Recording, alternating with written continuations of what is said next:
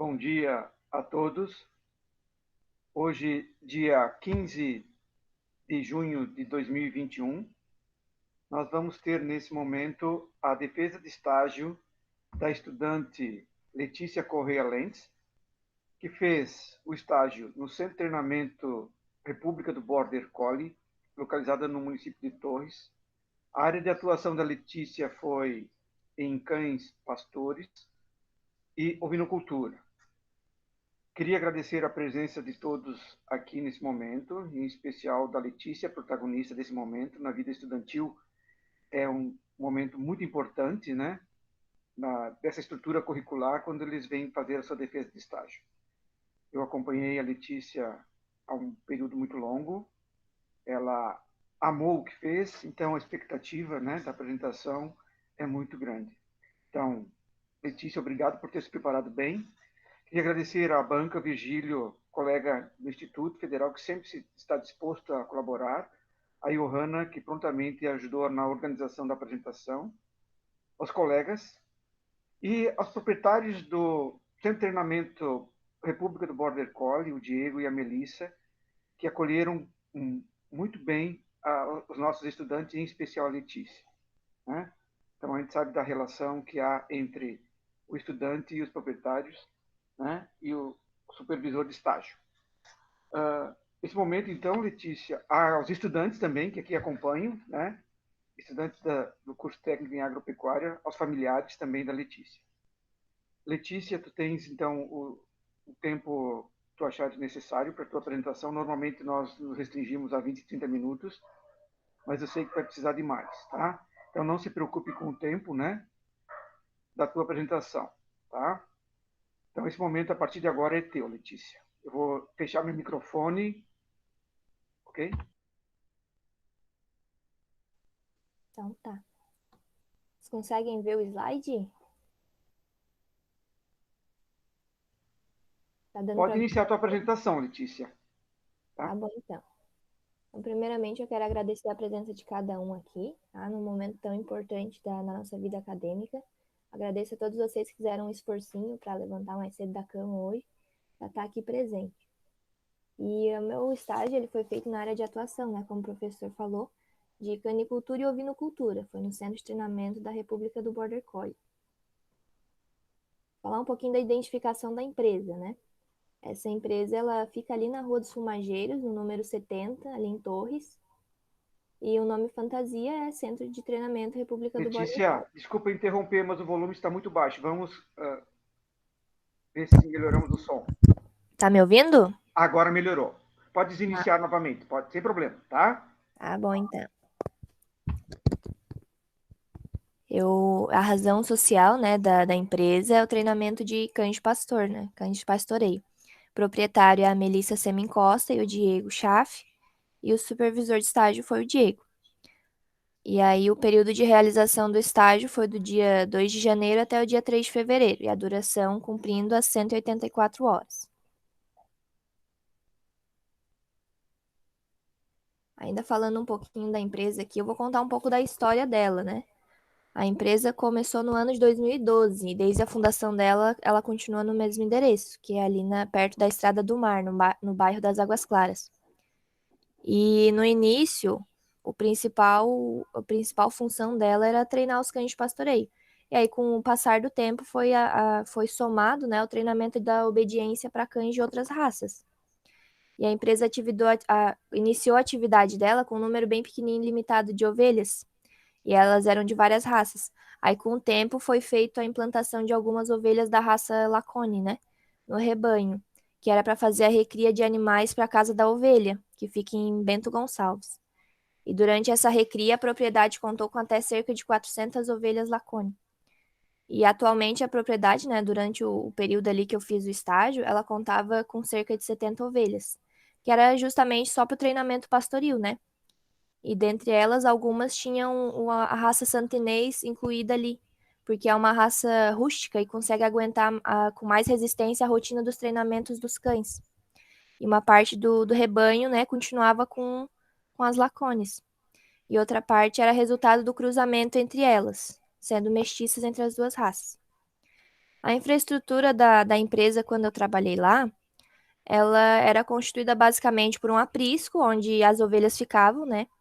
E canis, onde se alojavam os cães, principalmente os da raça Border Collie, que eram usados no pastoreio das ovelhas da propriedade. Tinha alguns espaços de recreação também, que tinha alguns bebedouros distintos ali, e alguns objetos também para diversão dos animais, né?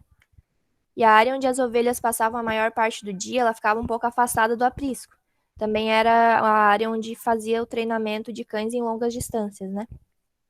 Aí ali tinha uma mangueira que era feito alguns procedimentos com os ovinos, né? Como a parte cordeiro para o descarte, a vacinação e outras atividades que foram realizadas durante o estágio, né? E na área que era destinada ao treinamento dos cães, tinha alguns obstáculos que era justamente para avaliar, né, o desempenho dos cães e treinar eles também para alguma modalidade distinta, né, de competição, que era a novatos, a ranch, a open, a duplo levante, só que em proporção reduzida, né? E agora eu vou falar um pouquinho sobre a origem, né, dessa raça tão querida pelo pastoreio. E eu vou falar um pouquinho sobre o Border Collie primeiro, né? O Border Collie, ele surgiu nos pequenos vales do Border, fica na Escócia, faz a divisão com a Inglaterra ali. Ali eu puxei o mapinha, né, para vocês verem onde se situa. E durante muitos séculos, esses cães pastores, eles serviram o mestre deles com muito reconhecimento, né? E foi a introdução dos primeiros concursos de pastoreio tiveram lugar no país de Gales em outubro de 1873. Essa competição mostrou a raça para o mundo, né? Ao longo dos anos, a popularidade dessa raça como ajudante no pastoreio só foi aumentando, justamente com a indústria da lã, né? E da carne de ovelha que começou a crescer muito nos países europeus. E por volta de 1800, os Border Collie eles tinham se tornado uma visão normal nas fazendas inglesas. E a utilização desses cães é muito utilizado pela eficiência, né, deles. E em muitos países do mundo, na criação de ovelhas e cabritos, como a Europa, Austrália, Nova Zelândia, Estados Unidos e Canadá, eles já têm muito arraigado esse manejo com cão pastor. Hoje, no Brasil, a gente tem um grande espaço para a evolução desse ramo, né, no manejo de ovino e caprino.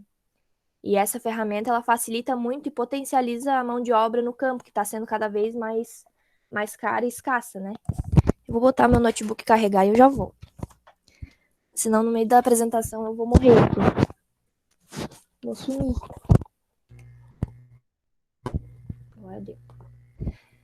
E ali é o velho Hemp, né? Que é um cão da raça Border Collie.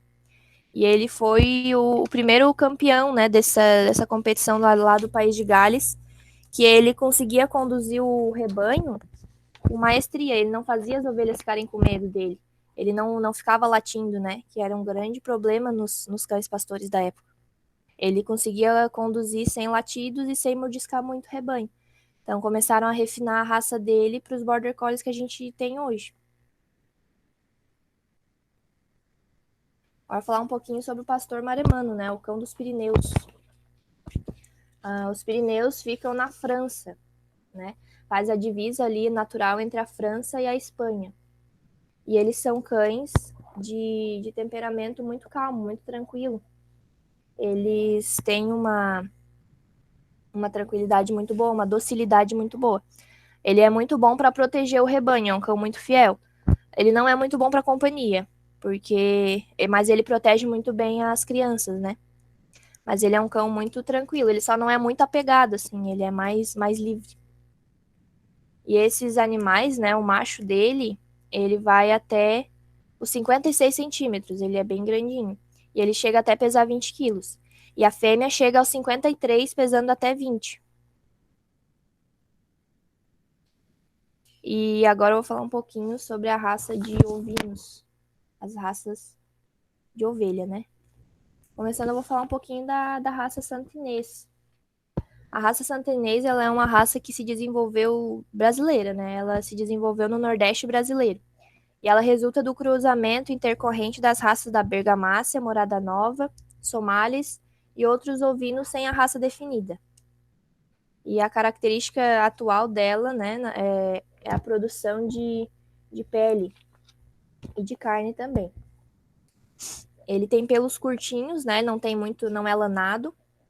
E ele tem um porte que chega em média de peso para o macho até 120 quilos e para as fêmeas até 90. E tem uma qualidade de carne boa, né? E ele tem baixo teor de gordura.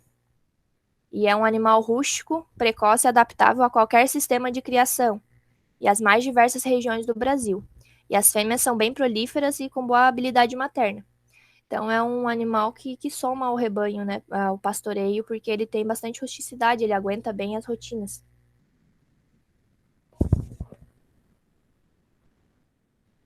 A raça Lacone, ela é uma raça mais lanada, né? Ela é mais para lã, leite e também para recria dos cordeiros, né? Ela é uma raça que surgiu na França. Ali é o verde. É o verdinho é a França. É uma raça francesa. E o nome dela se dá justamente pelos montes Lacone, né? No Tarn. É o berço da raça, ela se situa numa região que é muito produtora de leite, né? Destinada à fabricação do queijo Roquefort. E essa raça ela é considerada de aptidão mista, por conta da carne, né, da lã e do leite. E na França, a produção do queijo Roquefort da raça Lacone é muito adaptada à ordenha mecânica. É quase totalmente ali as produções são de ordenha mecânica. Então, o uberi delas tem que ser com os tetos bem proeminentes para facilitar na hora da ordenha. Essas ovelhas elas chegam até 80 centímetros e as fêmeas pesam até 80 quilos e os machos adultos até 100 quilos.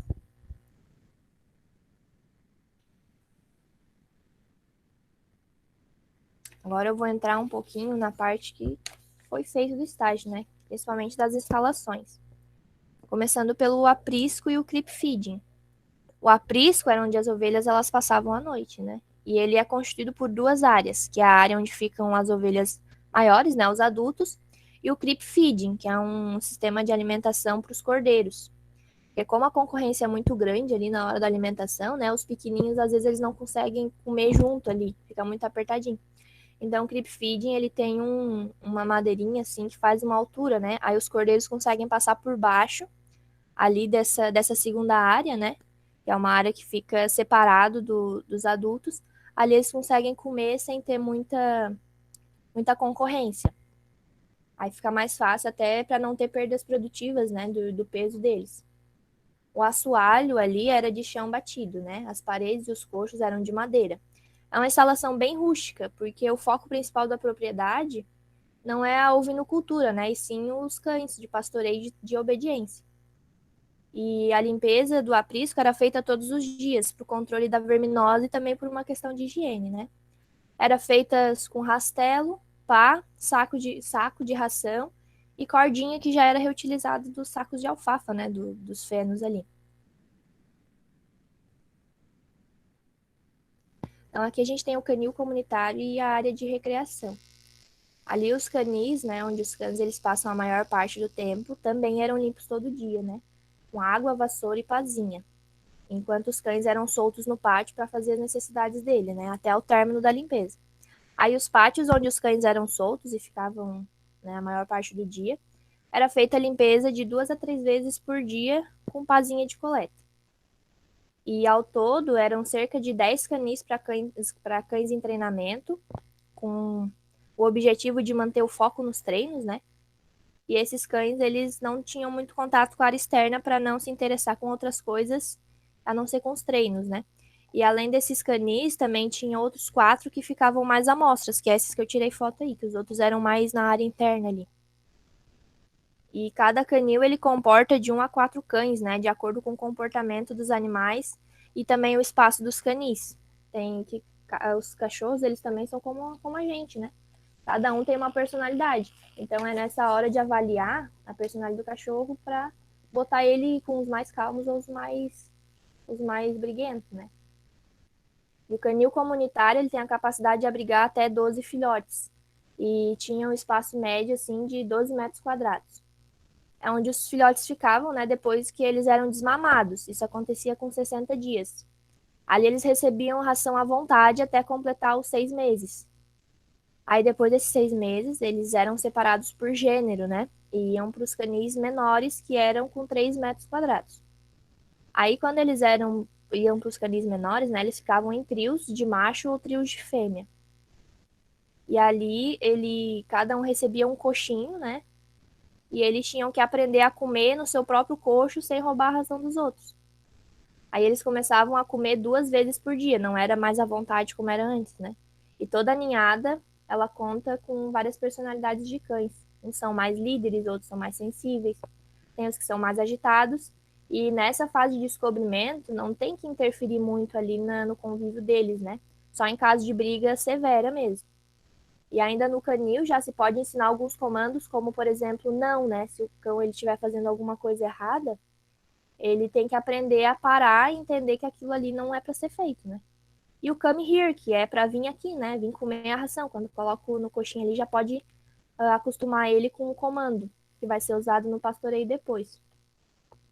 E ali também nunca pode ser agredido o animal, né? Porque isso vai gerar traumas futuros.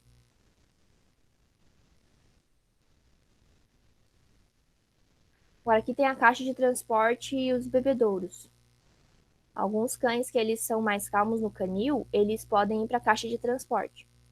Nessa caixa de transporte, ele vai acostumar com a situação, né? Eles são soltos 2 vezes por dia para fazer as necessidades, mas eles comem na caixa e passam o dia inteiro dentro delas. Ali é onde eles vão imitar uma rotina de prova, competição, viagem longa, pode levar dias ou semanas, né? Então, todos os espaços onde eles ficam geram um certo treinamento para eles, né? Desde quando eles estão lá com vários animais de várias personalidades diferentes, até o momento que eles estão isolados dentro de uma caixa de transporte, se acostumando a não ficar tão agitado, né? Quando eles passarem por isso. Então, quando eles param de se agitar e de latir dentro das caixas, aí sim eles vão ir para os pátios de recreação com outros cães, né? Só que daí vai ser ao ar livre. Aí eles ficam ali com machos e fêmeas, vão ficar com os jovens e até com os mais velhos. Aí ali é o momento onde eles vão socializar e acostumar com um ambiente novo, né? E eles vão também aprender a respeitar o espaço dos outros cães que estão ali. Ele pode até arrumar alguma briga, alguma coisa assim, mas se não tiver risco para a vida dele, digamos assim, não precisa interferir. Que é o momento em que ele vai aprender a respeitar o espaço dos outros cães. Mas ele também aprende o limite dele, né? Então é muito bom porque daí ele aprende a socializar com todo tipo de animal. E o pátio também vai servir para ele acostumar com um barulho novo, né? As sensações ali, as texturas, como a grama, a areia, para depois, quando ele for trabalhar no campo, quando ele for começar a ser treinado, ele não vai se assustar com qualquer coisa. Ele já vai estar acostumado, ele vai trabalhar sem medo. E os bebedouros, né, eram distribuídos por todos os pátios ali de recreação e também lá na área de treinamento. E esses bebedouros, eles eram limpos também, assim, com frequência, né? Porque tinha uns cachorros bem no pico do verão ali que eles gostavam de tomar banho nos bebedouros. Então tinha que estar sempre limpando eles, né? Para eles poderem ter água sempre limpa. Agora eu vou falar um pouquinho da alimentação, né? Os animais, de forma geral, eles eram alimentados de 2 a 3 vezes por dia, né? Os cães eram com a ração, na época era a da marca Gran Nature, que era para os cães, né? E as ovelhas eram alimentadas com alfafa ao meio-dia e milho e farelo de soja pela tarde e pela manhã antes de sair no campo, né? E diariamente era gasto em torno de 15 quilos de ração para os cães, meio fardo de alfafa para as ovelhas e 20 quilos de casquinha de soja e de milho quebrado. Então, os cães, eles tinham uma alimentação que era baseada, né, no período ali que eu fiz o estágio. A gente usou a ração, né, o soro de leite e alguns sachês. Então, a ração da marca Gran Nature, ela era oferecida aos cães e ela que era na época de um fornecedor de Jacinto Machado. Porque era uma ração que os cães eles estavam aceitando bem. Ela tinha um bom custo e deixava os resíduos mais firmes. E também outras marcas, como a Monelo Supra, a Tridogs, também tinham sido oferecidas aos cães. Só que eles não tinham aceitado tão bem elas, então foi por isso que eles escolheram a Gran Nature. E a ração ali, né, no caso, era fornecida de acordo com a funcionalidade de cada cachorro. Porque tinha uns que precisavam de uma ração mais reforçada, né, como os maremanos, que ficavam o dia todo no campo cuidando das ovelhas, e também os border collies, que tinham que fazer as corridas em longa distância, né, e os desvios para a esquerda e direita. Então, eles precisavam de uma ração mais forte em proteína, né? E era a Granature Premium para adultos. Não, era a Prêmio Supremo, era especial Supremo. E ela fornecia aos cães de treinamento de pastoreio, tanto os iniciais quanto os mais velhos, né, que faziam as provas de ranch e open. Eles precisavam de mais proteína para aguentar a rotina de treino. Então eles e os maremanos também comiam dessa ração, né? Porque eles ficavam no campo o dia todo. Aí essa ração, ela conta com 26% de proteína bruta, que é 260 gramas por quilo, né? E a outra, que é a Granature Premium para adultos, ela era fornecida como uma ração só de manutenção para os cães que não tinham uma rotina tão intensa de treinamento. Esses cães eram os cães para recreação, os que ficavam alojados na propriedade, e também os cachorros que iam lá para o treinamento de obediência. Essa ração conta só com 22% de proteína bruta, que é 220 gramas por quilo de ração. O soro do leite, que foi usado durante o período de estágio, ele era trazido da casa da ovelha, né? E foi usado junto com os sachês, né, para dar gosto na ração. Geralmente para os cães que não estavam acostumados, né, que chegavam na propriedade. Teve alguns filhotes de maremano também que, quando eles trocaram a ração para adulta, eles tiveram que comer com soro de leite até ele se acostumar. E o soro de leite foi retirado aos pouquinhos, né? E teve um dos cães também que chegou ali no finalzinho do meu período de estágio, que ele estava acostumado a comer comida de gente. Então ele não comia de jeito nenhum a ração. Então era misturado sachê junto com o soro de leite para dar uma enganada nele e ele ficar acostumado a comer a ração, né? Durante o período que ele ia ficar ali.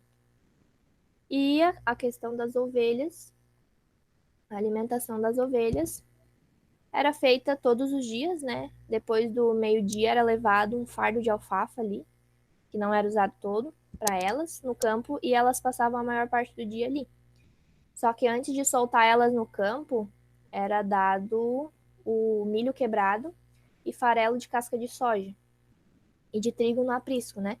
Antes delas saírem para o campo e quando elas voltavam para o aprisco também. Elas recebiam essa alimentação.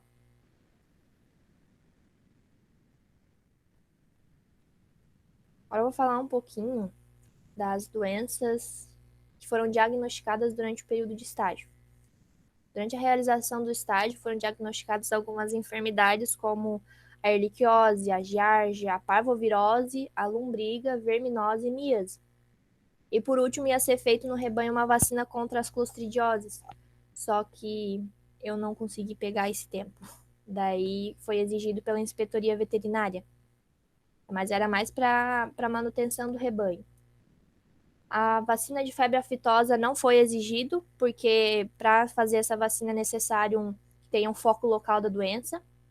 E outras enfermidades seguem um calendário anual e mensal de vacinação, como a prevenção de pulgas e carrapatos, né? Alguns vermes, a raiva, a piolheira ovina, a leptospirose, que é tratada em vacinas óciplas ou déciplas, e todos os anos, nos meses de outubro e novembro, é feita a vacina polivalente da raiva. Então, algumas vacinações eu acabei não pegando o calendário, que eu fiz bem ali no começo de janeiro, né? A vacina polivalente, a V10. Na propriedade, o quadro de vacina dos cães ele já começa com 45 dias de vida. E depois dessa primeira dose, eles esperam mais 20 dias para fazer a segunda, e depois, com mais 20 dias, se faz a terceira dose. E quando termina esse quadro de vacinação, aí é feito um reforço anual para proteger os animais de possíveis desconfortos, né? E essa vacina polivalente AV10, ela protege os cães das possíveis doenças, que é a sinomose, a parvovirose, a coronavirose, a adenovirose, parainfluenza, hepatite infecciosa canina e 4 tipos de leptospirose, né? Somando ao todo 10 doenças. E os cachorros adultos, eles também podiam começar a fazer. Claro que não é uma exclusividade, né? Começar a vacinação quando é filhote. Mas é uma forma mais preventiva de não dar problema no futuro. Por exemplo, ali a parvovirose, né? Que foi diagnosticada durante o estágio. Ela atinge animais adultos e filhotes. E é muito importante a vacinação polivalente que é feita nos 45 dias. Só que não pode fazer se o animal ele já tiver com a imunidade baixa, né? Porque tem que se esperar uma melhora antes de fazer isso, porque põe em risco a vida do animal. E os sintomas foram apresentados em um dos cães, né, que estavam lá nas caixas. Ele estava com perda de apetite, ele estava abatido e principalmente, né, as fezes dele estavam com sangue com odor forte. Só que o animal ele não apresentava vômitos, né, que é típico da doença. Aí com isso ele foi acionado imediatamente o dono do animal para que ele levasse o bichinho no veterinário. E para a parvovirose não tem medicamento. É só a vacina mesmo ali aos 45 dias. E se o animal for diagnosticado com essa doença, ele tem que ser levado imediatamente ao veterinário e ser mantido vivo para que o próprio organismo dele crie a imunidade, né? E, e daí tem que tratar o cachorro com soro, porque ele perde o apetite, né? Ele fica abatido e não quer fazer nada. E aí tem que botar antibiótico também, né? E se for para estancar o vômito, se tiver se acontecer isso, pode ser usado um medicamento que ele é antiemérico, que é a serênia, que é para estancar o vômito, né? A raiva, que é outra doença muito típica nos cães, né? Tem também a primeira vacinação quando o animal atinge 3 meses de idade. E depois disso vai ser feito um lembrete anual dela, né? Todos os anos tem que fazer a vacina. Daí pode ser feito junto à vacina polivalente. E o animal, ele começa a ficar agressivo, ele começa a ficar com baba esbranquiçada, depressivo e com medo. E esses já são sinais de alerta. E durante o estágio não foi apresentado nenhum desses sintomas em nenhum dos cães. E essa vacina ela é de obrigação anual. Então não tinha perigo. Agora as doenças bacterianas, né? As doenças causadas por bactérias. A clostridiose, que é um conjunto de doenças, né, causado por bactérias do mesmo gênero. São elas o carbúnculo sintomático, né, ou a manqueira, o botulismo, a gangrena gasosa, que é o edema maligno. Então, essas doenças fazem parte das clostridioses. E nos meses de março e abril, o Diego ele pretendia fazer a vacinação do rebanho com a polivalente Ouravac 10TH. E de acordo, né, com uma exigência que tinha sido feita pela Inspetoria Veterinária para a criação de ovinos.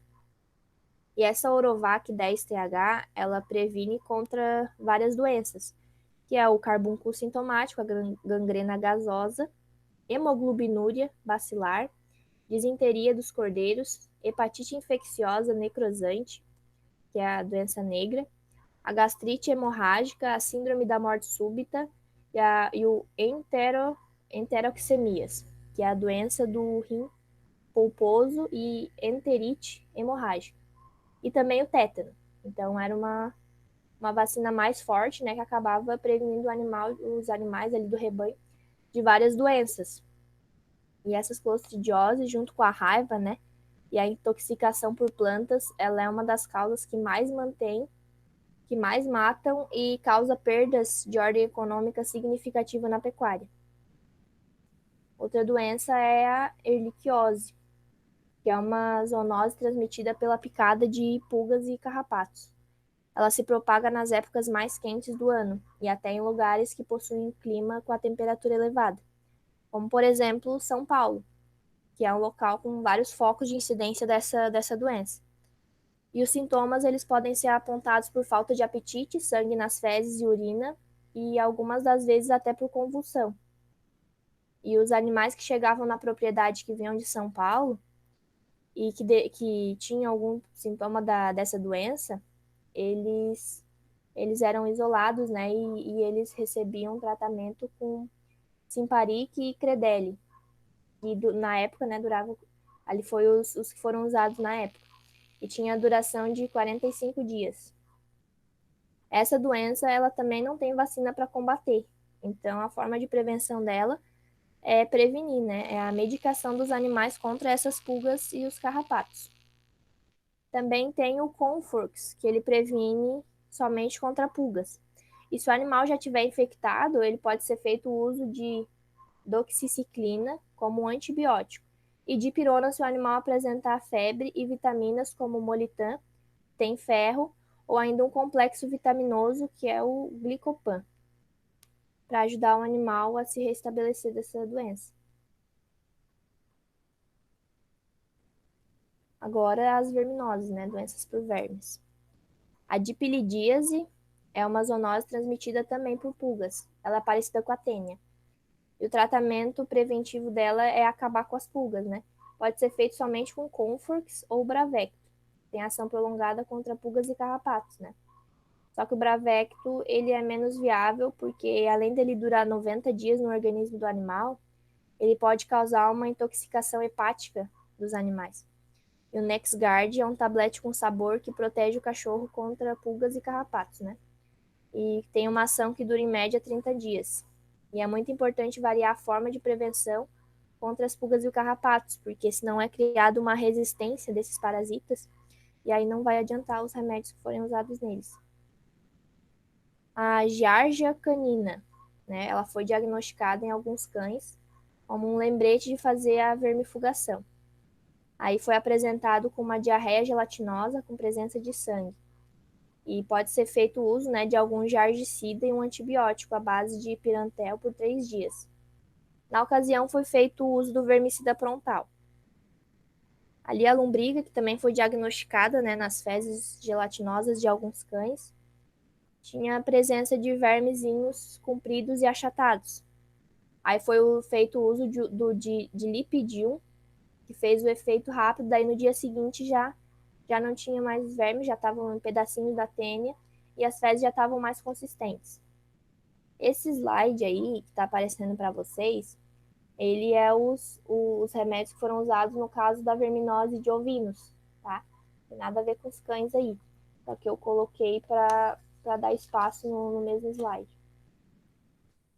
A miíase, que é a bicheira, né, foi tratada em alguns animais, foram 3 cães e 2 ovelhas. E aconteceu depois das competições regionais de um final de semana. Uma das ovelhas ela acabou se machucando no peito e uma borreguinha na lateral do quadril.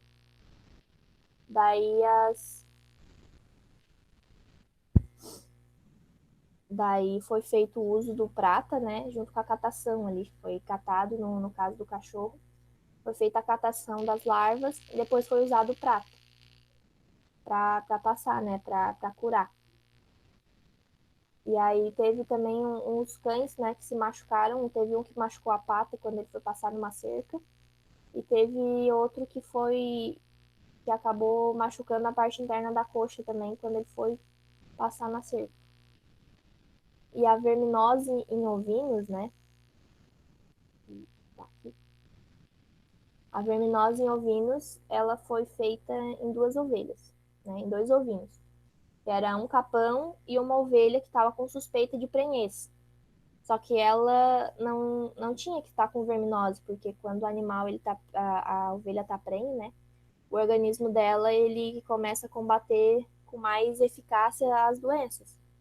Só que o diagnóstico foi feito porque ela estava com uma papada, assim, embaixo do queixo, né? Ela estava com uma papeira. Ali na foto dá para ver bem o caroço que estava.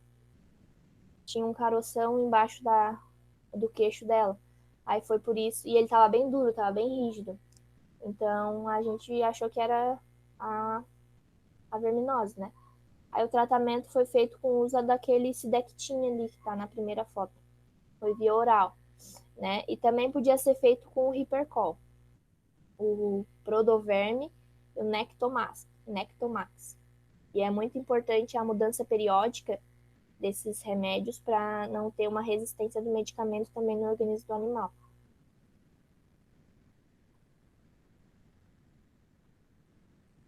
Aqui a gente tem as doenças dos parasitas, né? Parasita no caso da sarna otodéctica, porque a síndrome do intestino irritado ela é mais crônica, não é causada por parasitas. A sarna otodéctica, ou é a sarna de ouvido, né? Ela é causada por um ácaro que se alimenta da pele morta ali do ouvido dos cachorros. E pode ser diagnosticado pela coceira constante e a escoriação, que pode causar otite severa nos animais. E ela pode ser combatida também com o Simparic, o Credelio e o Bravecto. E é importante de vez em quando, né, aparar o pelo das orelhas dos cachorros, porque ele é ali onde elas se grudam, né? Principalmente se esse cachorro também for competir. Porque o animal precisa ele estar atento no ouvido, né? Ele precisa ouvir os chamados e também não passar para os outros cachorros, né? E a síndrome do intestino irritado em cães, ela foi recorrente ali em 3 cachorros na propriedade. Era uma condição causada por estresse e ansiedade, né? Que causa o amolecimento das fezes com a presença de sangue. E é uma doença crônica, é bastante recorrente em 3 animais, e não tem medicamento específico nem vacina. O guapo era um deles, ele comia a comida muito rápido, né? Com um certo desespero, ele era muito ansioso. E o Kevin, ele tinha esse quadro quando ele era colocado com um cachorro que era de difícil convívio. E o Dream, quando ele ficava muito tempo nas caixas de transporte, ele também apresentava esses sintomas.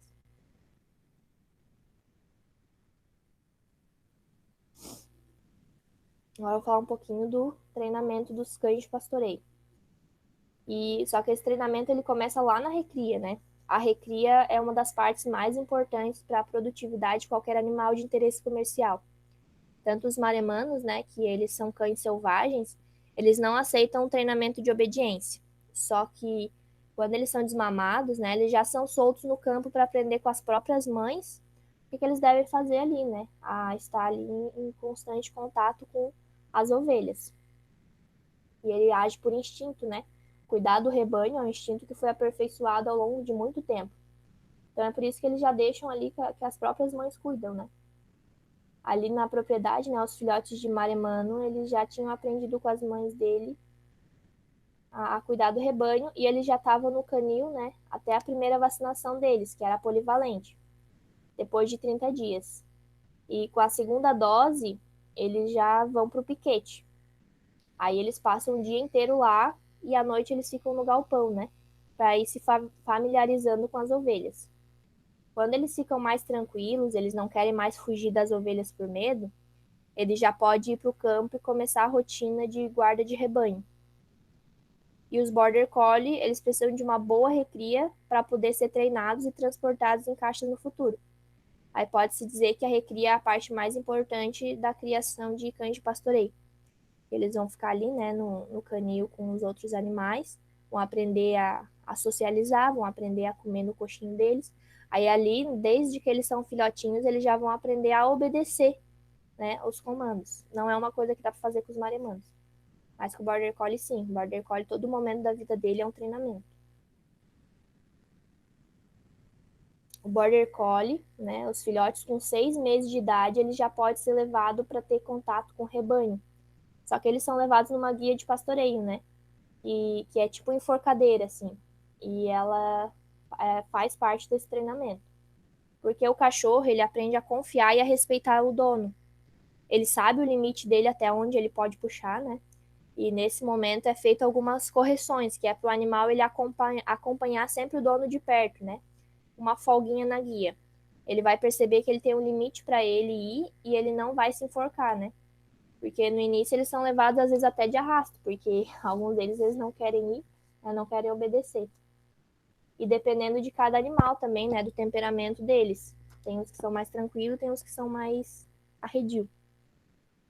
E também ali, né, perto do rebanho, eles não têm muita vontade do início, porque eles têm medo das ovelhas. Só que o processo de levar o cachorro até o rebanho, né, vai vai fazer estimular o instinto de pastor dele, que às vezes leva certo tempo, né? Nunca acontece na hora ali, levou o filhote a primeira vez, ele já vai querer correr atrás das ovelhas.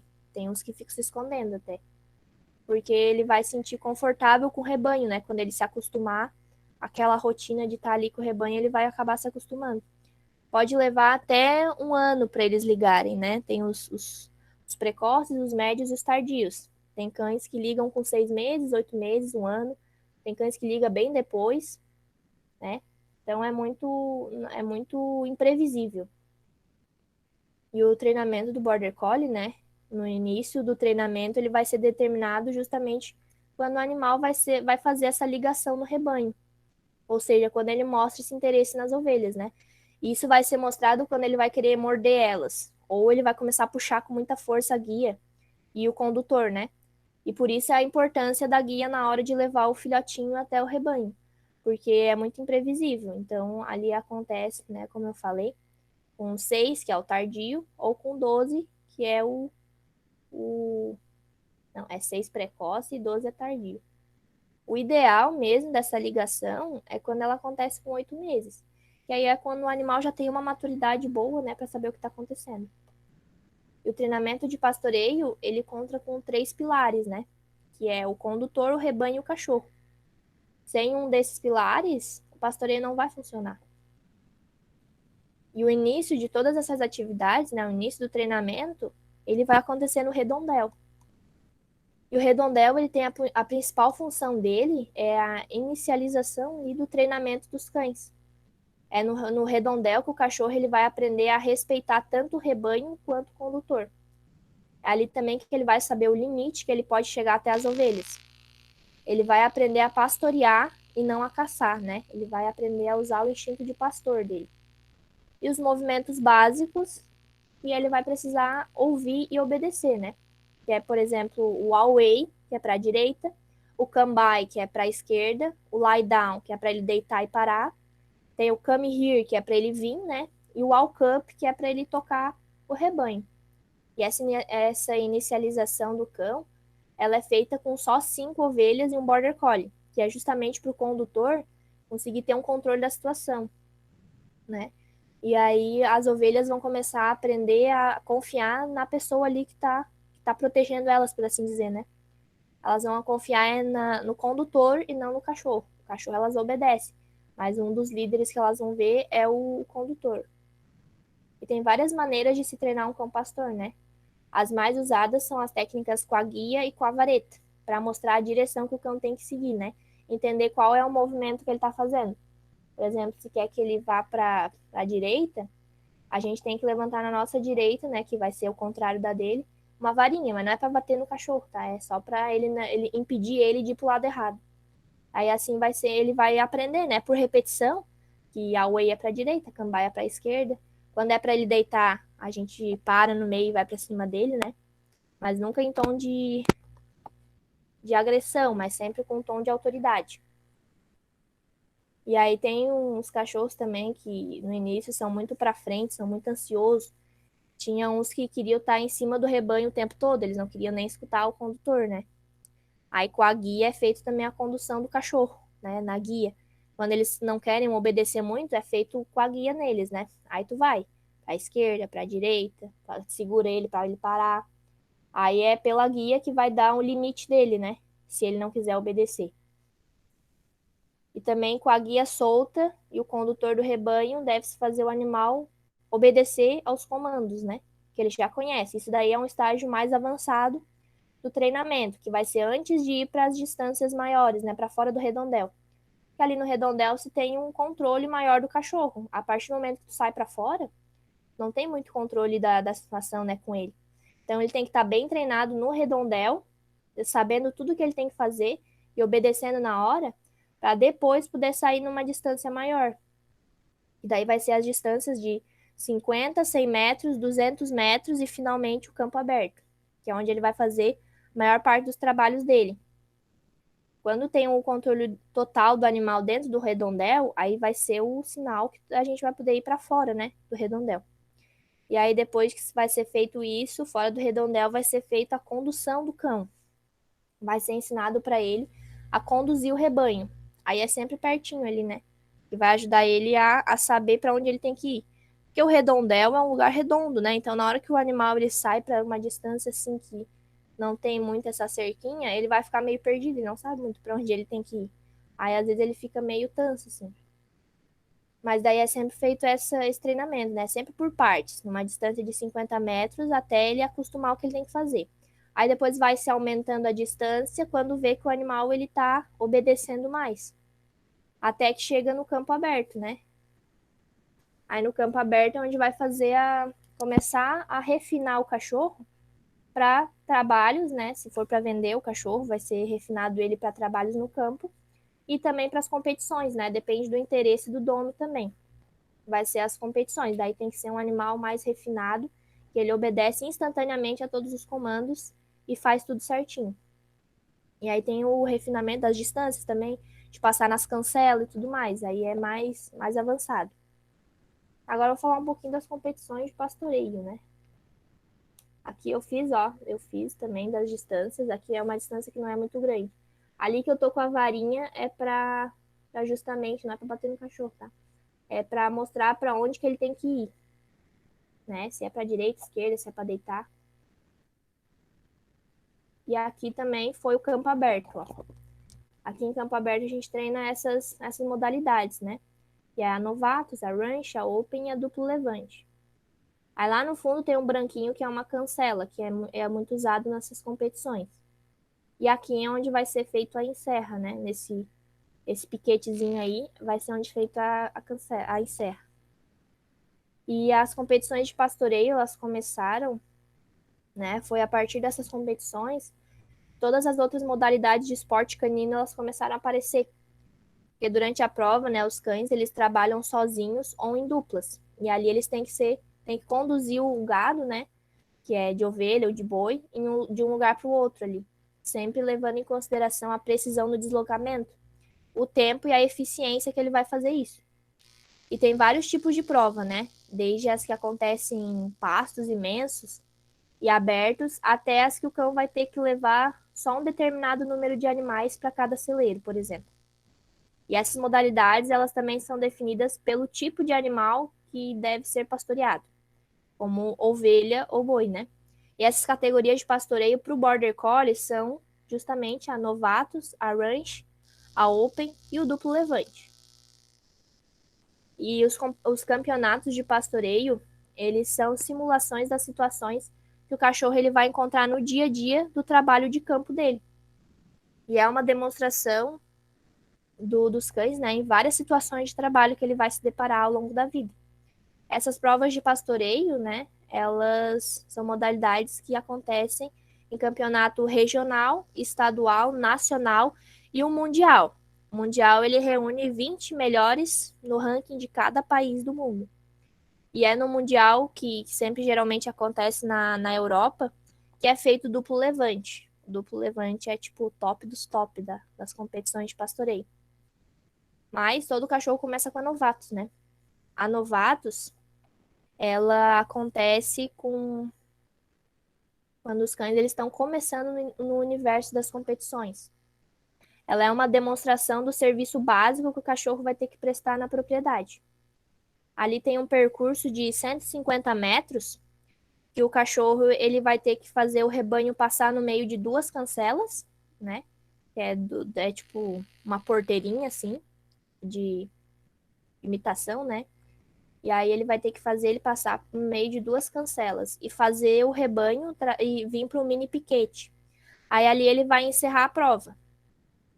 E é aquele piquetezinho ali de madeira que vocês estão vendo na imagem.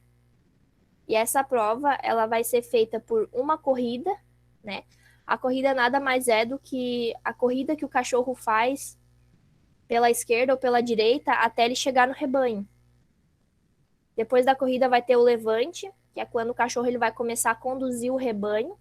E a trazida é quando o cão ele vai passar no meio das cancelas. E aí a encerra vai ser quando finaliza a prova, quando o rebanho já está dentro do piquete e o portão já foi fechado. Aí vai encerrar a prova da novatos.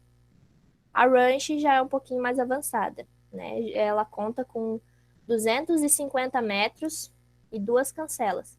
Só que além disso tem o movimento de drive. E ao todo contam com 85 pontos, né? E essa categoria, além de ter uma cancela a mais, ela vai ter a função de a parte de duas ovelhas. Então vai ter que ser, às vezes não tem identificação, ou às vezes tem o colarinho, né? Vai ser um rebanho de 5 ovelhas. E aí quem vai decidir isso é o juiz, qual que vai ser apartado. E a prova vai iniciar com a corrida até o rebanho, o levante quando o cão vai começar a conduzir o rebanho, e a trazida pela primeira cancela, e depois que a primeira cancela fica a 90 metros da outra, né? E depois ele vai ter que fazer o drive, né? Que o cachorro ele vai conduzir o rebanho a passar pelo meio da segunda cancela. e o à parte, que vai ser feito em um círculo de cal ou de tinta, né, com 36 metros de diâmetro. Aí o juiz determina também se a parte é de 2 ovelhas, com ou sem o colar. A Open. Na Open, o cachorro não precisa ter corrido nas categorias anteriores para correr nessa.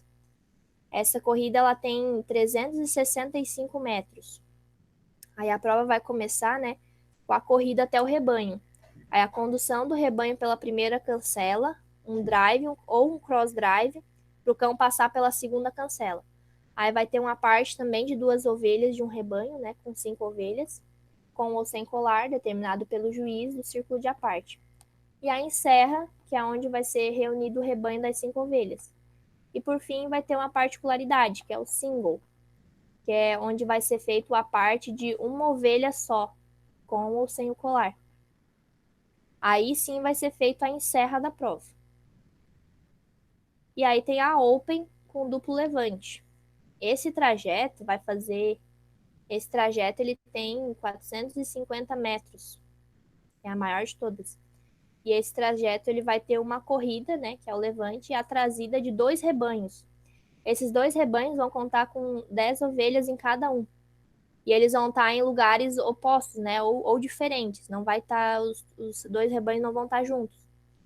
Então o cachorro ele vai ter que buscar um de cada vez, né? Ele vai buscar primeiro um, que vai ser por away ou come-by, né, esquerda ou direita, e o rebanho vai ser conduzido pelas 2 cancelas separadamente. Então ele vai ter que fazer uma corrida trazida e depois vai ter que fazer com outro rebanho, até o ponto certo onde vai juntar os 2 rebanhos. Quando juntar esses rebanhos, aí vai ser feita a condução, né, no percurso. Daí vai ser feito a parte de 5 ovelhas só, daquelas 20, né? Vai ser feito dentro do círculo. E a encerra vai ser feito dessas 5 ovelhas só na mangueira de aparte.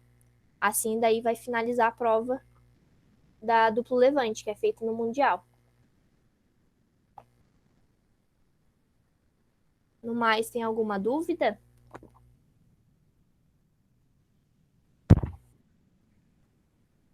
Pessoal, bom, Letícia, meus parabéns pela tua apresentação. Nesse momento, então, vamos abrir para as considerações, inicialmente para o colega Virgílio Schneider, que faz parte da banca. Depois passaremos a palavra para os demais. Bom dia, gostei, muito boa apresentação, ótima apresentação, relatório também muito bom, a sua apresentação e conhecimento na área, o que tu adquiriu nessa área, às vezes falta no Instituto, né, uma disciplina nessa área, e tem num outro campo sobre cães, né, no nosso não tem essa parte, mas foi muito bom tua apresentação, excelente mesmo. Eu só queria alguma sobre mais na parte de campo. O solo é arenoso, a produção de pastagem para as ovelhas não tinha algum melhoramento de pastagem ou uma produção de pastagem poderia ser acrescentada para as ovelhas aí? No caso lá, o solo era mais arenoso, né? Por conta Sim. do local onde ele estava. E a vegetação das ovelhas era nativa. Não era feito melhoramento, porque como o campo era arrendado, né? Eles preferiram não fazer essa modificação ali. Mas Sim. era sempre feito o suprimento, né, dessa falta de vegetação ali de pastagem, era feito com a alfafa. Tanto que todo dia era levado ali a alfafa para suprir as necessidades nutricionais dos animais. Ok, muito bem. E em relação aos cães, depois da idade que eles não tinham, ou ficavam muito velhos, qual era o destino deles? Só uma curiosidade, né? O teu relatório foi excelente. Eles eram aposentados daí, né? Sim. E a aposentadoria dos cães, elas ocorriam quando eles não tinham mais o desejo de pastorear. Eles já estavam desanimados, não queriam mais ficar ali, né, correndo. Aí eles eram aposentados. A gente tinha ali na propriedade uma cachorra que era da casa da ovelha. Eu não lembro o nome dela. Mas ela era bem idosa já e ela era surda. Ela é surda, daí, como o cachorro ele precisa estar prestando atenção sempre nos movimentos, então ela não era mais usada, né? Então ela ficou ali na propriedade para aposentada. Tinha outra cadela também, que era bem velhinha já, que ela ficava ali, ela era uma anciã, né? E ela ficava ali curtindo a vida, deitadinha, ela passava a maior parte do tempo deitada, né? E ela também já ela não tinha os dentes já, estava bem velhinha. Aí ficava aposentada ali mesmo, ficava vivendo normal, como qualquer um cachorro de Sim, companhia. certo. E o relacionamento nesse estágio com a empresa, vocês e eles, era muito bem? Eu gostava do nosso relacionamento, assim, era um relacionamento muito parceiro, né? Em tudo que eu podia fazer por eles, eu tentava fazer. Claro que às vezes a gente se sente, Sim, eu como aluna, às vezes eu me sentia um pouco restringida por parte do conhecimento, né? Mas certo. tudo que eu podia fazer ali, eu tentava fazer da melhor maneira possível. Claro, eu nunca, não era daquele mundo, né? Então eu tinha que me adaptar Sim, a algumas coisas. exato. Mas eu gostava do relacionamento, sim, eu me senti muito acolhida, né? Eu me sentia como parte da família ali entre eles. Entre eles, os cachorros, eu não tenho nada que falar com relação a isso, que era muito bom, eu gostava. Certo, ok. Não, da minha parte, é isso por enquanto. Então, passo para o professor Luiz Fernando fazer as suas colocações. Obrigado, Virgílio. A palavra fica aberta para os demais participantes. Quero fazer alguma observação, alguma consideração em relação à defesa da estudante Letícia. Os colegas, os supervisores, ficam à vontade.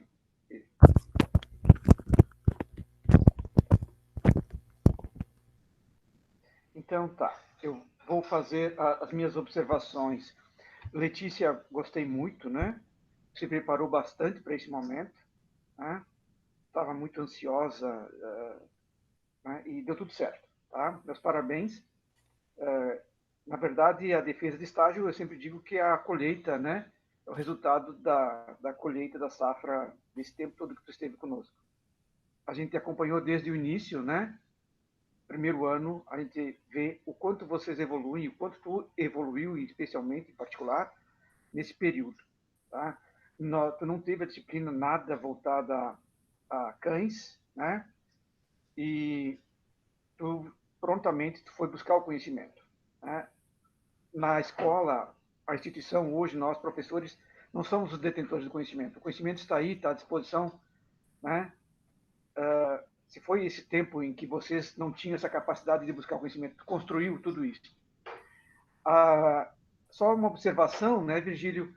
Nós tivemos afastado um ano e pouco, um ano e meio da instituição. Há algum Sim. tempo, nós já viemos trabalhando em relação à criação de uma disciplina, né, que trabalhasse um pouquinho sobre os pets, tá?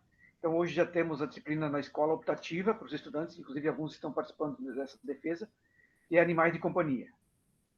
Essa foi uma necessidade da evolução da atuação do técnico agrícola como, né, como técnico, tá? Porque nós observamos aos últimos anos que os estudantes têm atuado em PETs, né? E a lei que regulamenta a profissão de técnico agrícola é de 1962, o ano que eu nasci. É um bocado antiga, né? Em 1962, não se imaginava que iríamos ter rações específicas para cães, muito menos para diferentes categorias, né? Como a Letícia apresentou aqui. Então, tem evoluído muito. E, cara, é muito simplório, ainda é muito incipiente, uma disciplina com 30 horas aula. Né? Mas é algo assim, só para dizer que não se esqueceu desse campo de atuação que pode ser o técnico agrícola. Letícia, então, reforçando meus parabéns, mas eu tenho algumas curiosidades em relação à tua defesa. Tu falou ali em pastoreio, né? Cães de pastoreio de ovinos e caprinos. Os cães de pastoreio, a gente tem visto, eles atuam também com outros animais ou só em ovinos e caprinos? O treinamento de pastoreio ele é feito para ovelhas, né? E também para bois. Só que Ah, na certo. propriedade tem a criação de ovelhas, né? Só que tinha alguns animais que era, por exemplo, que iam lá para Minas Gerais ou para o Espírito Santo, que lá em Mato Grosso, esses lugares assim tem mais a criação é de boi, né? Não é Certo. tanto de ovelha. Então, mas eles também são treinados para lidar com esses animais grandes, né? Para não ter Certo. medo deles e para fazer a condução também. Só que na propriedade eu lidei com as ovelhas, né? Não com os bois. Não era a minha realidade ali no momento. Certo, ótimo. Os cães da montanha dos Pirineus, tu disse que eles são muito obedientes também. Como nós estamos trabalhando na disciplina de cães de companhia, cães pastores para pessoas com deficiências visuais, e no Brasil nós só ouvimos falar em cães das raças Labrador e Border Golden, né? Golden Retriever. Tá? Tu achas que o cão da montanha dos Pirineus seria uma boa opção? Ele teria as condições de ser um cão guia para pessoas com deficiências visuais? De jeito nenhum, porque ele não é um cachorro que ele é muito obediente. Que nem eu falei ali, né? Os cães ali, os pastor maremano, desde que eles são vacinados ali, eles já são soltos no campo, porque eles não aceitam a obediência. O líder deles é entre eles, né? É um cão de aspecto selvagem.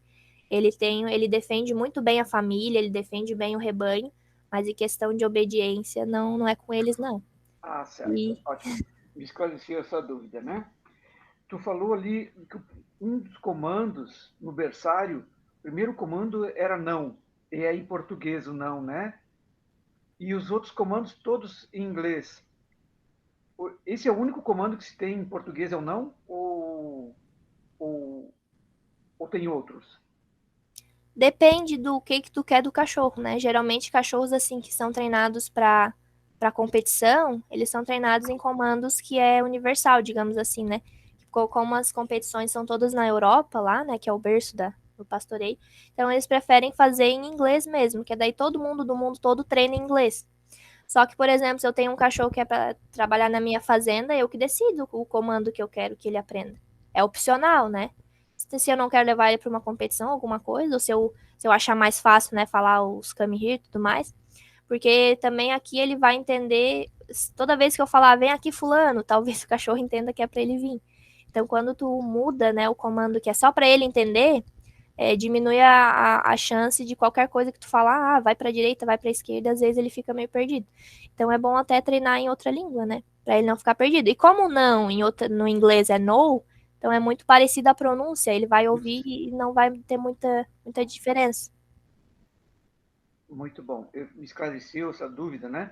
Que a maioria das pessoas que vão trabalhar no campo, eles não têm esse domínio, né? Claro que poderia ter esse treinamento específico, mas para a esquerda, para a direita é mais fácil, né? Que bom que tem essa opção, né? Ter os comandos também na nossa língua.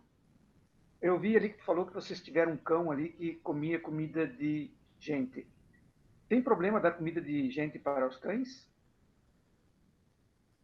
Eu acredito que não é muito aconselhável, porque ele era os restinhos, né, que dava para ele. Por exemplo, eu sei que o sal para cachorro não é legal. Então, tem gente que dá arroz canino, né? Mas não é muito bom, não. Até porque era um cachorro que ele tinha um sobrepeso muito grande. Ele era muito gordinho. E o bom é dar a ração mesmo, porque a ração ela vai suprir as necessidades do cachorro, né? A comida supre as nossas necessidades, mas a ração vai suprir a necessidade do animal daí. E ele já tinha vindo de fazenda, né? Então, na fazenda onde ele morava, o dono ele dava os restinhos de comida para ele ali. E aí ele ficou mal acostumado. Oh, certo. E por fim, uma observação só, eu observei que na propriedade, os proprietários, eles levam muito a sério o programa de vacinação, né? É algo assim muito importante dos cães, das ovelhas, controle sanitário, me parece ser bastante rigoroso. É isso mesmo, Letícia? Eu acredito que sim, mas eu não peguei todo o calendário de vacinação, né? Porque tinha algumas que eram feitas, que nem a da raiva ali, que é lá no mês do cachorro louco, né? E eu fiz bem no comecinho do ano, bem em janeiro.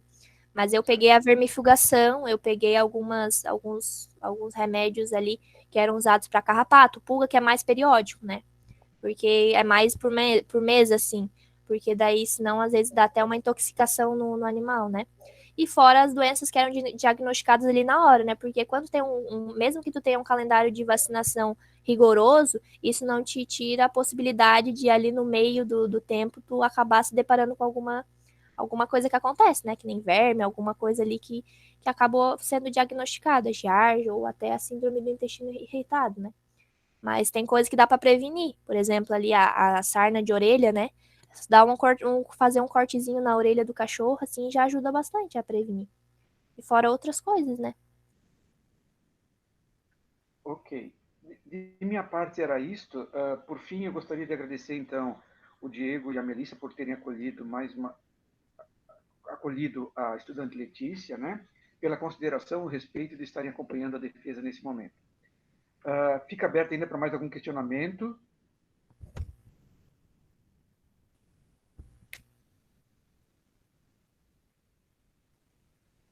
Então, tá bom. Podemos, então, dar por encerrada a apresentação. Por fim, então, Letícia, suas considerações finais, para nós encerrarmos a tua apresentação. Primeiramente, eu quero agradecer, né, a todos que me acolheram ali na propriedade, que eu me senti muito bem, né, ali, me senti até parte da família. E também quero agradecer a minhas coleguinhas de loja, que elas estavam sempre comigo, me apoiando em várias áreas e até prestando o apoio delas para mim. Também agradeço a minha mãe, principalmente, né, porque sem ela não estaria lá, não teria nem ido para a escola. E também a Deus por ter me dado o apoio necessário emocional que eu precisava para continuar perseverando, apesar dos contratempos que a gente encontra ali na escola também, né?